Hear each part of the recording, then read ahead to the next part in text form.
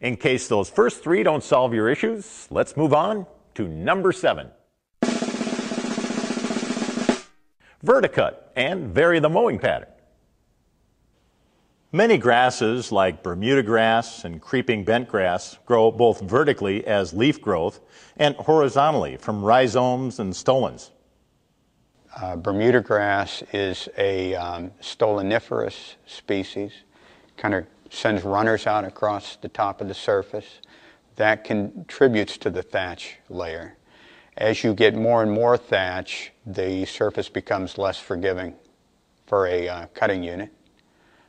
Becomes a little spongier, becomes the term puffy is used to describe the surface. Too much thatch buildup can negatively impact both the health of your turf and its after-cut appearance. From a health standpoint, a high level of thatch forms an incubation site for disease, produces localized dry spots, immobilizes nutrients and fungicides, and encourages shallow rooting. From an appearance standpoint, a thick layer of thatch causes puffy turf that becomes uneven and spongy underfoot. This puffiness or sponginess can significantly impact the way cutting units interact with the turf. As thatch accumulates, the cutting units ride on this puffy or spongy surface, which can cause an uneven or wavy aftercut appearance between passes or even between cutting units. And you control thatch by mechanically removing it through practices like verticutting. Core aerification is another one. Using attachments like groomers and setting groomers to be a little bit aggressive down into the canopy tends to stand up the leaves. Another turf issue that affects the visual quality of turf as well as playability and ball roll is grain. Grain is the turf condition where leaves and shoots on the surface are all growing in a prostrate manner, oriented in the same direction.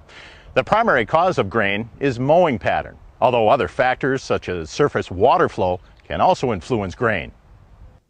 While some clubs prefer to burn in a certain striping pattern, consistently mowing in the same direction or pattern causes the turf canopy to grow prostrate in the direction of mowing. The best practices to avoid grain is to vary mowing patterns and to use groomers on cutting units. On the other hand, the turf surface can be intentionally conditioned to lay one way or the other to create striping on fairways or sports fields.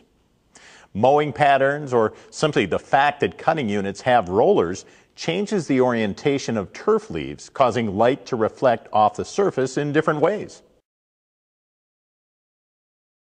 The human eye perceives this as patterns.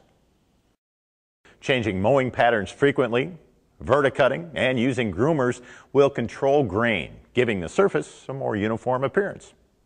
That was a lot of information, but hopefully you have a better understanding of these common challenges. Now, let's move on to number 6.